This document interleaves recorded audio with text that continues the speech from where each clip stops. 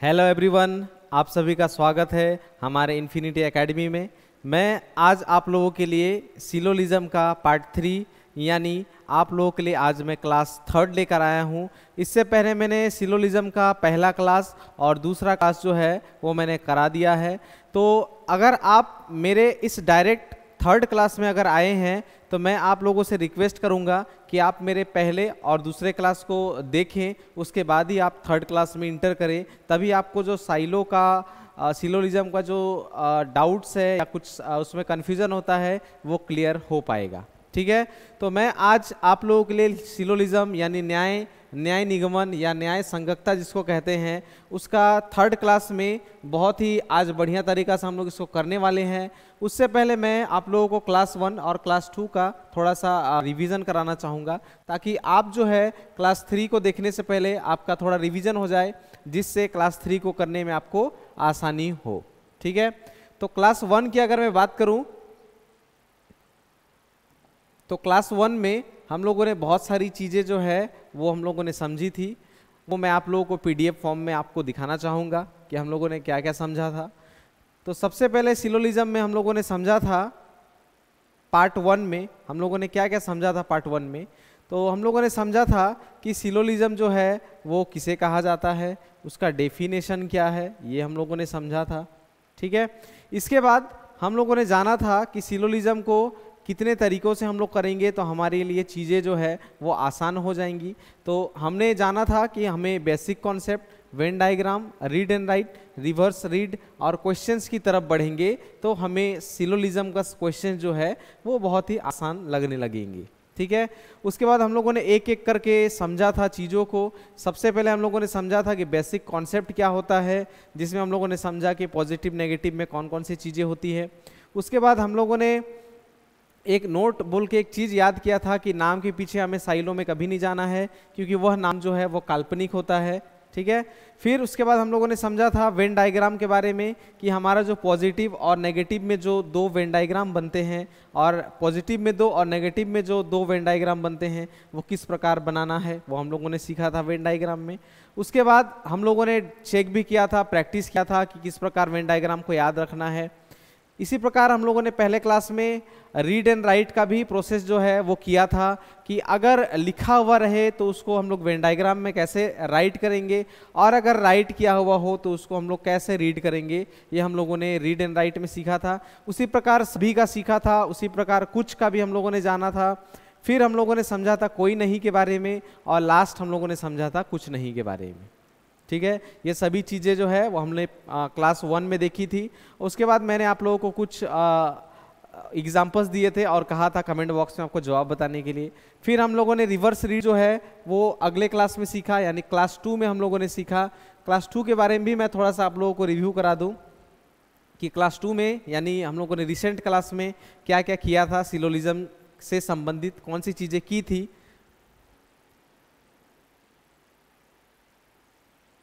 तो ये देखिए, ये हमारा पार्ट 2 का पीडीएफ है। ठीक है, पार्ट 2 में हम लोगों ने क्या किया था, सबसे पहले हम लोगों ने सीखा था रिवर्स रीड करना यानी उल्टा पढ़ना, क्योंकि पहले क्लास में हम लोगों ने सीखा सीधा पढ़ना। उसके बाद सेकंड क्लास में हम लोगों ने सीखा कि अगर ए से बी, ये तो हम लोगों ने सीख लिया था, तो बी से ए अगर उल्टा पढ़ना रहेगा तो किस प्रकार उल्टा पढ़ना है, जिसमें हम लोगों ने जाना था कि सभी का उल्टा जो है वो कुछ होता है।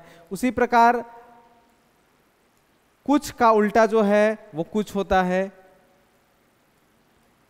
नहीं का उल्टा जो है वो नहीं होता है या कोई नहीं कहा जाता है। ठीक है, और कुछ नहीं का उल्टा जो है वो मालूम नहीं होता है। ठीक है, इस प्रकार हम लोगों ने रिवर्स को किया था, रिवर्स रीड।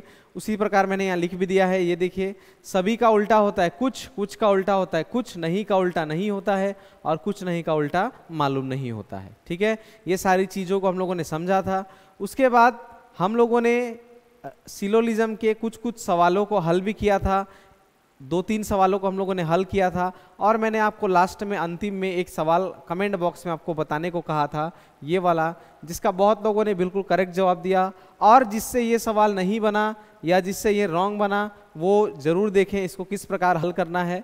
ठीक है, देखिएगा, ध्यान से देखिएगा। ठीक है, क्या बोला गया है, सम डॉक्टर्स आर सिंगर्स, कुछ डॉक्टर जो है वो गायक हैं। आपको याद रखना है हमेशा डायग्राम किसका बनता है, स्टेटमेंट कथन का डायग्राम बनता है। ठीक है, कथन का डायग्राम किस प्रकार बनेगा, कौन सा वर्ड पहले बोला गया, कुछ, तो कुछ के लिए हम लोगों को इस प्रकार एक डायग्राम क्रिएट करना है। ठीक है, उसके बाद हम लोगों को क्या करना है, पहले में डॉक्टर, डॉक्टर, उसके बाद अगले वाले में गायक, इस प्रकार हमें लिख देना है। ठीक है, पहले वाले में डॉक्टर, दूसरे वाले में गायक, फिर सभी गायक जो है वो नर्तक है, सभी गायक जो है, ये सभी गायक जो है वो किसके अंदर आ जाएंगे, नृतक के अंदर, यानी डांसर के अंदर। ठीक है, तो मैंने इस प्रकार ड्राइंग बनाया था, ये ड्राइंग हम लोग कल भी किए थे। इसमें हमें क्या बताना है, निष्कर्ष क्या कहा जा रहा है, कुछ डॉक्टर नर्तक है, कुछ डॉक्टर नर्तक है, ये कहा जा रहा है, जो कि बिल्कुल सही निष्कर्ष है। और कहा जा रहा है कि कोई गायक डॉक्टर नहीं है, कोई गायक डॉक्टर नहीं है, ये बिल्कुल गलत जवाब है, क्योंकि गायक से डॉक्टर के बीच में जो रिलेशन है वो कुछ का रिलेशन है। ठीक है, और कुछ का रिश्ता यहाँ नहीं लिखा हुआ, यहाँ लिखा हुआ है कोई नहीं, जो नेगेटिव में आता है, तो ये हमारा गलत हो जाएगा। तो जवाब हो जाएगा केवल एक अनुसरण करता है। और इसका जवाब बहुत मेरे भाई बहनों ने बहुत बढ़िया तरीके से दिया था। जिन्होंने मेरा पहला क्लास देखा उन्होंने दूसरा क्लास देखकर भी इसका जवाब करेक्ट दिया था, तो उन सभी भाई बहनों को धन्यवाद जो मेरे क्लास को कंटिन्यूअसली देख रहे हैं और उनको अच्छी तरीके से समझ में आ रहा है। ठीक है, तो जो भी भाई बहन को चीज़ों को समझ में आ रहा है वो अपने दोस्तों के साथ इस सेशन को शेयर ज़रूर करेंगे, और कमेंट बॉक्स में आप ज़रूर कमेंट करिएगा कि कोई चीज़ समझ में नहीं आ रहा है, आपको किस प्रकार बताना है, आपको समझ में नहीं आ रहा होगा तो आप कमेंट बॉक्स में मुझे बोल सकते हैं। ठीक है, चलिए तो बढ़ते हैं आज तीसरे क्लास में, और तीसरे क्लास को बहुत ही बढ़िया तरीके से स्टार्ट करेंगे। तो आज के क्लास में मैं आप लोगों से कुछ क्वेश्चन जो है वो मैं आप लोगों से आज डिस्कस करने वाला हूं, जो हमारे लास्ट ईयर 2023 में किसी मैट्रिक लेवल में आया हुआ था। उन सारे सवाल को आज हम लोग हल करेंगे। कुछ सवालों करने के बाद मैं आज आप लोगों के लिए वेन डायग्राम के कुछ इंपॉर्टेंस डायग्राम जो है वो आपको बनाकर उसमें जो रिलेशन होते हैं जिसमें स्टूडेंट्स हमेशा कंफ्यूज होते हैं या उसमें गलती होता है, उन रिलेशंस को मैं आज दिखाने वाला हूं। तो क्लास में जुड़े रहिएगा अंतिम तक, और वीडियो को जरूर लाइक, शेयर और कमेंट भी जरूर करिएगा। ठीक है, चलिए स्टार्ट करते हैं सबसे पहले क्वेश्चन से, जो आपके एसएससी जीडी जो मैट्रिक लेवल का एग्जाम होता है, जो 10/1/2023 यानी 10 जनवरी 2023 के एग्ज़ाम में आपका शिफ्ट 1 में आया हुआ क्वेश्चंस है। इस क्वेश्चन को करने के लिए आपको क्या, जो हम लोग लास्ट क्लास में सीखे थे उसी का यूज़ करना है और इसको बहुत ही अच्छे तरीके से सॉल्व करना है। ठीक है, तो सबसे पहले आप देखेंगे कि स्टेटमेंट क्या लिखा हुआ है, आपके कथन क्या लिखे हुए हैं, तभी आप कंक्लूजन पे ध्यान दीजिएगा। ठीक है, अच्छा कैमरा में कोई डिस्टर्बेंस है, कमेंट में आ रहा है, ओके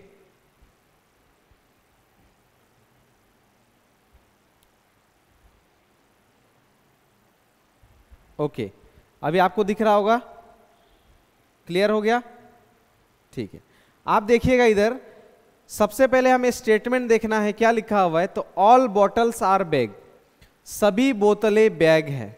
तो सभी एक वर्ड आया, हिंदी में सभी, इंग्लिश में ऑल, तो कंफ्यूजन होने की कोई बात नहीं है। आप क्या कर देंगे, इस प्रकार 2 गोल क्रिएट कर देना है। ठीक है, और आपको बता दूं कि कथन जो है यहाँ पे 3 है, 3 से ज्यादा भी हो सकते हैं। निष्कर्ष जो है वो 2 है, वो 2 से भी ज्यादा भी हो सकते हैं। ठीक है, तो सभी बोतलें बैग है, तो सबसे अंदर में क्या हो जाएगा, बोतलें। ठीक है, और बाहर में क्या हो जाएगा, बैग। तो इस प्रकार सभी बोतलें जो है वो किसके अंदर है, बैग के अंदर है।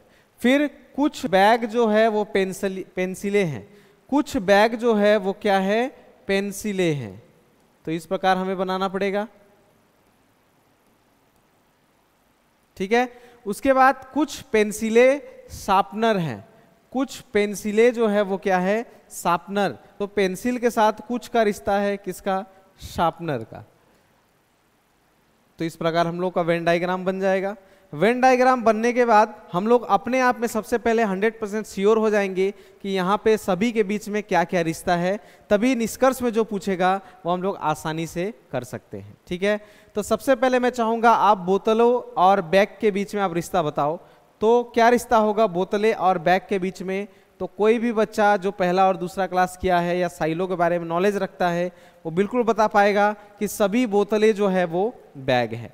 और बैग से अगर बोतलें पूछा जाए तो कुछ बैग बोतलें हैं। रिवर्स रीड, ठीक है। बैग से पेंसिलें अगर पूछा जाए तो कुछ बैग पेंसिलें हैं। पेंसिल से अगर बैग पूछा जाए तो कुछ पेंसिलें बैग हैं, ठीक है। पेंसिल से शार्पनर कहा जाए तो कुछ पेंसिलें शार्पनर हैं। शार्पनर से पेंसिलें कहा जाए तो कुछ शार्पनर पेंसिल है, ठीक है। अब इसमें सबसे मोस्ट इंपॉर्टेंट बात जो है जिसमें स्टूडेंट कंफ्यूज होता है कि बोतलें और शार्पनर या बैग और शार्पनर के बारे में रिश्ता पूछे तो क्या रिश्ता होगा। इसमें स्टूडेंट हमेशा कंफ्यूज रहता है, ठीक है। तो वो कंफ्यूजन में क्लियर कर देता हूं। बोतल और बैग इन दोनों में से किसी का भी, चाहे वो बोतल का हो चाहे वो बैग का हो, इन दोनों में से किसी का भी अगर शार्पनर से रिश्ता पूछा जाए तो उन दोनों के बीच रिश्ता होगा कुछ नहीं का, ठीक है। कुछ नहीं का रिश्ता होगा। और शार्पनर से अगर इन दोनों के बारे में अगर पूछा जाए किसी से भी एक का, तो शार्पनर से बोतल और बैग किसी का भी हम लोगों का जवाब क्या होगा? मालूम नहीं होगा, ठीक है। तो हम लोग देखेंगे कौन कौन सा रिश्ता पूछा गया है। सबसे पहले पूछा गया है कुछ शार्पनर बोतलें हैं। फिर से मैंने कहा था शार्पनर से आपको बोतल की तरफ पूछ रहा है, जबकि शार्पनर से बोतल हम लोगों को मालूम नहीं है, यानी वो रिश्ता क्या हो जाएगा? गलत हो जाएगा, ठीक है। उसी प्रकार कुछ बोतलें पेंसिल है, कुछ बोतलें पेंसिल है, ये वाला रिश्ता भी जो है वो कुछ का रिश्ता नहीं रखता। बोतलें से पेंसिल भी क्या हो जाएगा? कुछ नहीं। और यहाँ बोला जा रहा है कुछ, तो ये भी क्या हो जाएगा? हमारा गलत जवाब हो जाएगा, ठीक है। तो अगर आपको ये चीजें समझ में नहीं आ रही तो टेंशन लेने की कोई बात नहीं है। मैं अभी इसके बाद वेन डायग्राम पे ही बात करने वाला हूँ कि कौन सा रिश्ता किसके साथ कौन सा वाला होने वाला है, ठीक है। चलिए बढ़ते हैं आगे। नेक्स्ट सवाल में मैं चाहूंगा आप इसके कथन का ड्राइंग पहले बना लो। कुछ पत्ता गोभी चट्टाने हैं। अगर किसी को इंग्लिश वर्जन में सुविधा लग रहा है, बनाने में अगर आसानी हो रही है तो वो इंग्लिश वर्जन में करे। किसी को हिंदी वर्जन में अगर करेक्ट लग रहा है तो हिंदी वर्जन में करे। मुझे नहीं लगता इसमें कोई कन्फ्यूजन होना चाहिए। अगर आपको कुछ या सम समझ में आता है तो आपको ड्राइंग बना लेना है। सभी या ऑल समझ में आता है तो सभी का ड्राइंग कर लेना है। कोई नहीं या नो लिखा हुआ मिले तो आपको नो का ड्राइंग कर लेना है। कोई कन्फ्यूजन की बात नहीं इसमें। और नाम तो कुछ भी दे दे कोई फर्क नहीं पड़ता, ठीक है। तो कुछ पत्ता गोभी जो है वो क्या है? चट्टाने हैं, ठीक है। चलिए वीडियो में थोड़ा प्रॉब्लम है, ओके। आई होप आपको अभी सब दिखाई दे रहा होगा, ठीक है। इधर देखिए, कुछ पत्ता गोभी जो है वो चट्टाने हैं। कुछ पत्ता गोभी,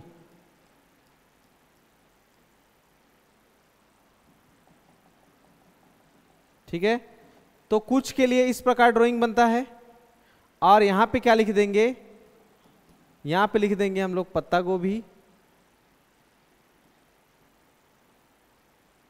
और यहां पे लिख देंगे चट्टाने,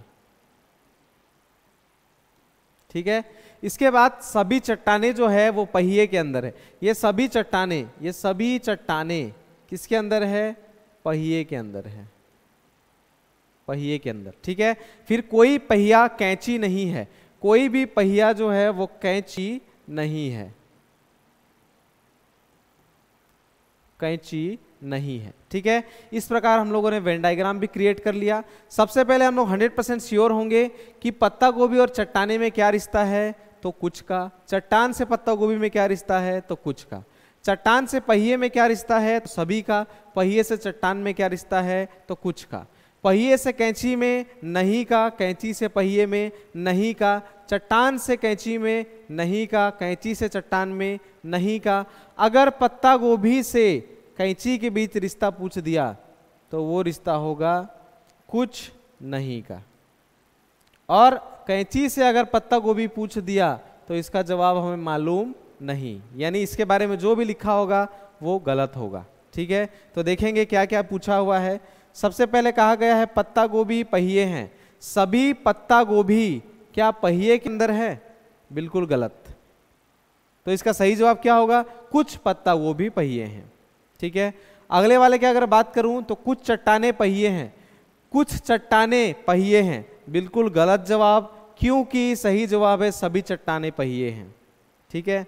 अगले वाले में जाऊं तो पहिया और कैंची, कुछ पहिए कैंची नहीं है, कुछ पहिए कैंची नहीं है, कुछ पहिए कैंची नहीं है, जबकि पहिए से कैंची के बीच नहीं का रिश्ता है और यहाँ कहा जा रहा है कुछ नहीं, ये भी गलत है। क्यों? क्योंकि कुछ नहीं और कोई नहीं में बहुत बड़ा अंतर होता है, मैंने आपको पहले क्लास में ही बताया था।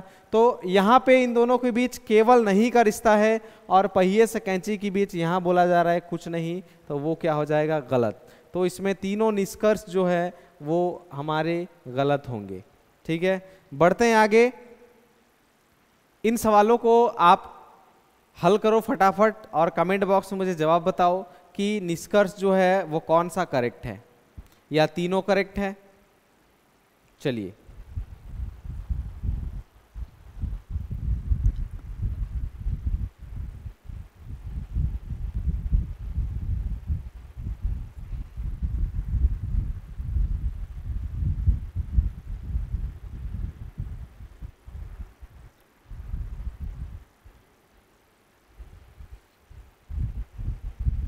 बहुत अच्छे, बहुत लोगों ने बढ़िया जवाब दिया है इसका। चलिए, क्या कहा जा रहा है इसमें? कुछ कंप्यूटर फोन हैं। तो कुछ के लिए हम लोग ड्राइंग जानते हैं कि ड्राइंग इस प्रकार बनता है। पहले वाले में हमारा हो जाएगा कंप्यूटर, कंप्यूटर। ठीक है, अगर किसी को इंग्लिश में लिखने का मन है तो इंग्लिश में भी लिख सकता है, कोई बात नहीं इसके लिए। ठीक है, दूसरा हो जाएगा फोन। फिर कहा गया सभी फोन जो है वो कैलकुलेटर है। ये सभी फोन जो है वो किसके अंदर आ जाएंगे? कैलकुलेटर के अंदर आ जाएंगे, कैलकुलेटर के अंदर आ जाएंगे। ठीक है, फिर सभी कैलकुलेटर आईपैड है। फिर सभी कैलकुलेटर जो है वो किसके अंदर आ जाएंगे? आईपैड के अंदर आ जाएंगे, आईपैड के अंदर। ठीक है, तो इसमें बहुत ही आसान रिश्ता है।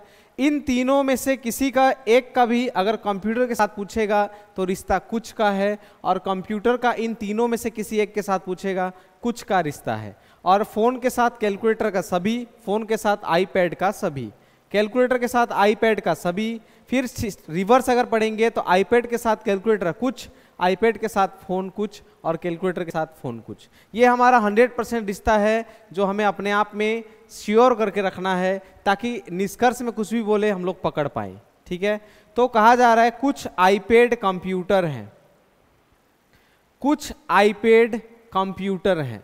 बिल्कुल सही जवाब है, बिल्कुल करेक्ट कहा गया है यहाँ पे। सभी कैलकुलेटर फोन के अंदर है क्या? सभी कैलकुलेटर फोन के अंदर है क्या? बिल्कुल गलत जवाब, क्योंकि इसका सही जवाब होगा कुछ कैलकुलेटर फोन है। ठीक है, फिर कुछ आईपैड फोन है, कुछ आईपैड जो है वो फोन है। बिल्कुल करेक्ट जवाब। क्यों? क्योंकि आईपैड के साथ फोन का रिश्ता कुछ का है। ठीक है, तो इसका जवाब हो जाएगा केवल 1 और 3 अनुसरण करता है। ठीक है, बढ़ते हैं आगे और इस सवाल का जवाब आप फटाफट कमेंट बॉक्स में दें। तो सबसे पहले क्या लिखा हुआ है? सभी डिब्बे कुत्ते हैं। तो सभी लिखा हुआ है एक वर्ड, तो उसके लिए इस प्रकार का ड्राइंग हमें क्रिएट करना है, जिसमें अंदर में हमारा हो जाएगा डिब्बे और इसके बाहर में हो जाएगा हमारा कुत्ते। ठीक है, सभी डिब्बे जो है वो कुत्ते हैं। फिर कुछ कुत्ते चूहे हैं, तो कुछ का रिश्ता हमें चूहे के साथ और कुत्ते के साथ क्रिएट करना है, तो कुछ कुत्ते जो है वो हमारे चूहे हो जाएंगे। ठीक है, फिर कुछ चूहे सेब है, कुछ चूहे जो है वो किसके अंदर आ जाएंगे? हमारा सेब के अंदर आ जाएंगे। ठीक है, तो कुछ के लिए एक ऐसा ड्राइंग क्रिएट करना पड़ता है, इस प्रकार का ड्राइंग क्रिएट करना है, और इस प्रकार यहाँ पे क्या आ जाएगा? सेब आ जाएगा। ठीक है, तो ये वाला ड्राइंग अभी हम लोग थोड़ी देर पहले भी किए थे, और मैंने कहा था कि सारे रिश्ते में कंफ्यूजन कहीं क्रिएट नहीं होगा। आपसे डिब्बे और कुत्ते इन दोनों में से किसी एक का भी अगर सेब के साथ रिश्ता पूछ दिया गया तो रिश्ता होगा कुछ नहीं, सम नॉट का। ठीक है, और अगर सेब से इन दोनों में से किसी एक का भी पूछा गया तो जवाब होगा मालूम नहीं।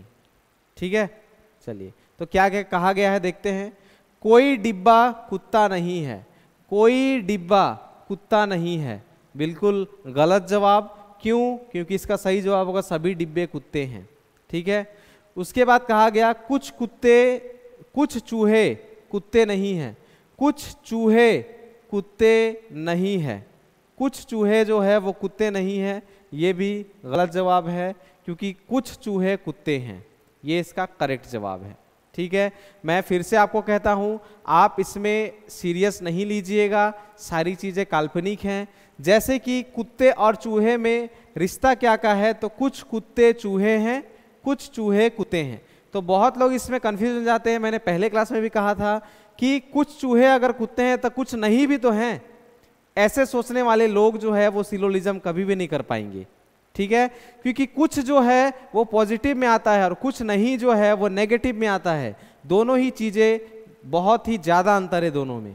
ठीक है, तो यहाँ कहा गया चूहे और कुत्ते के बीच में, तो चूहे और कुत्ते के बीच में रिश्ता है कुछ का, और यहाँ बोला जा रहा है कुछ नहीं, तो ये तो मैच नहीं हुआ, तो गलत हो जाएगा। ठीक है, फिर कुछ सेब जो है वो चूहे हैं, कुछ सेब जो है वो चूहे हैं, बिल्कुल करेक्ट कहा गया है। क्यों? क्योंकि कुछ सेब चूहे के अंदर है। ठीक है, तो इसका जवाब हो जाएगा केवल 3 अनुसरण करता है। ठीक है, आई होप आपको सारी चीज़ें जो है वो समझ में आ रही होंगी। तो इस प्रकार और भी सवाल है जिसको मैं चाहूँगा आप इसको घर में करो, ताकि आप जो है इस तरह के सवालों को एग्जाम में अगर आए आपसे तो आप इसको क्लियर कर लो। ठीक है, अब मैं आपके सामने कुछ वेन डायग्राम्स क्रिएट करने वाला हूँ, जिसमें स्टूडेंट्स हमेशा कंफ्यूज रहता है कि इसके साथ इसका क्या रिश्ता होगा, हमेशा कंफ्यूज में रहता है। ठीक है, तो उस तरह के वेन डायग्राम्स को अभी हम लोग करेंगे और एक एक करके धीरे धीरे सारी चीज़ों को समझेंगे, और जितने भी डाउट्स होंगे आप मुझे कमेंट बॉक्स में कमेंट करके बता सकते हो, या फिर आप मुझे व्हाट्सएप में भी मैसेज कर सकते हो, जिससे मैं आप लोगों के जवाब जो है वो दे सकूं। ठीक है, तो वेन डायग्राम में चलते हैं, इंपॉर्टेंट वेन डायग्राम्स। ठीक है, इसको केवल वेन डायग्राम्स नहीं लिखते, लिखते हैं इंपॉर्टेंस वेन डायग्राम्स।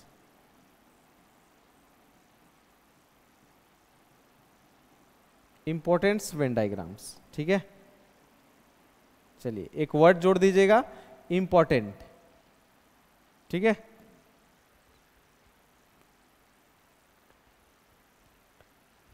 चलिए, तो सबसे पहले डायग्राम जो है वो मैं आपके सामने बनाने वाला हूं, जो बार बार एग्जाम में आपको देखने को मिलेगा, बहुत बार, एक बार नहीं बहुत बार देखने को मिलेगा।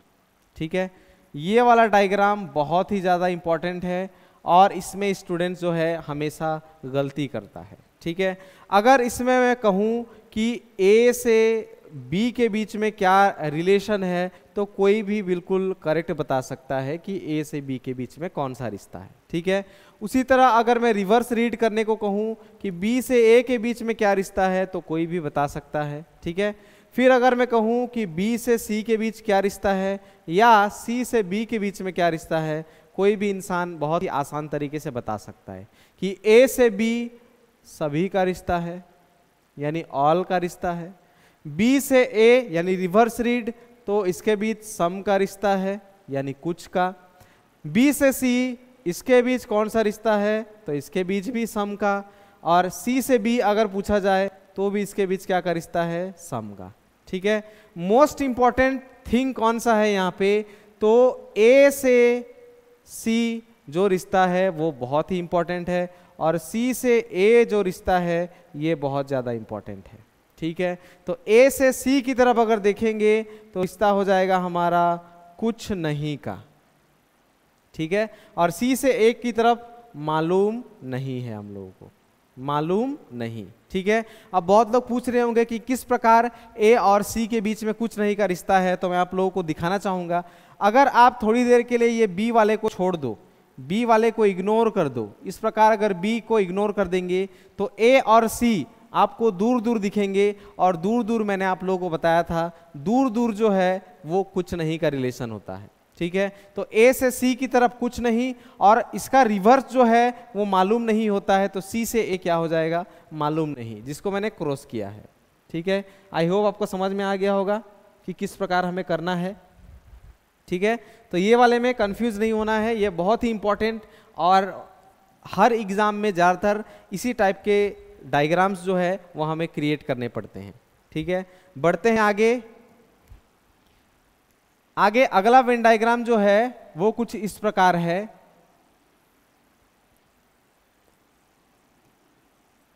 इस प्रकार, ठीक है। इसमें अगर कोई पूछे आपसे कि ए से बी कौन सा रिलेशन है तो कोई भी स्टूडेंट बता सकता है, या बी से ए पूछा जाए तभी भी कोई बता सकता है, बी से सी कहा जाए तभी भी कोई बता सकता है, बिल्कुल सही, और सी से बी बोला जाए तभी भी कोई बता सकता है, ठीक है। तो ए से बी बोला जाए, बी से ए बोला जाए, बी से सी बोला जाए, सी से बी बोला जाए, इन सभी का एक ही रिश्ता है एक दूसरे के साथ, वो है कुछ का, यानी सम का, ठीक है। इसमें कोई भी कंफ्यूजन कभी नहीं होता। कंफ्यूजन तभी स्टार्ट होता है जब कोई पूछ देगा ए से सी का या सी का ए से, ऐसे पूछ दे तो आप गलती नहीं करिएगा, ए से सी की तरफ हो जाएगा कुछ नहीं,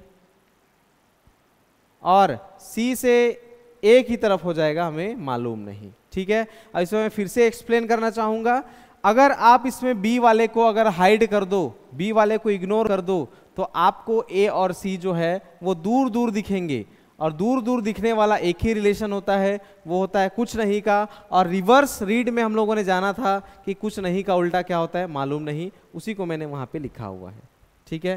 तो ये वाला एक इंपॉर्टेंट ड्राइंग होता है, ये भी एग्जाम में काफी इंपॉर्टेंट है, ठीक है। चलते हैं अगले ड्राइंग में।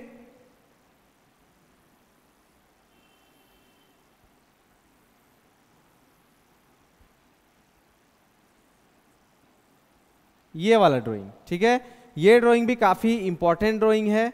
इसमें अगर कोई पूछा कि ए से बी के बीच में क्या रिलेशन है, या बी से सी के बीच में, सॉरी, बी से ए के बीच में क्या रिलेशन है, बी से सी के बीच में क्या रिलेशन है, या सी से बी के बीच में क्या रिलेशन है, तो आप बहुत अच्छी तरीके से और बहुत बढ़िया तरीके से बता सकते हो। क्यों? क्योंकि इसका हम लोग राइट हैंड रीड और रिवर्स रीड में सीख लिया था कि ए से बी हम लोगों का पढ़ना पड़ता है सभी ए बी है, बी से ए कुछ बी ए है, फिर बी से सी कोई बी सी नहीं है, और सी से बी कहा जाए तो रिवर्स रीड में हम लोग जानते हैं नहीं का उल्टा नहीं होता है, ठीक है।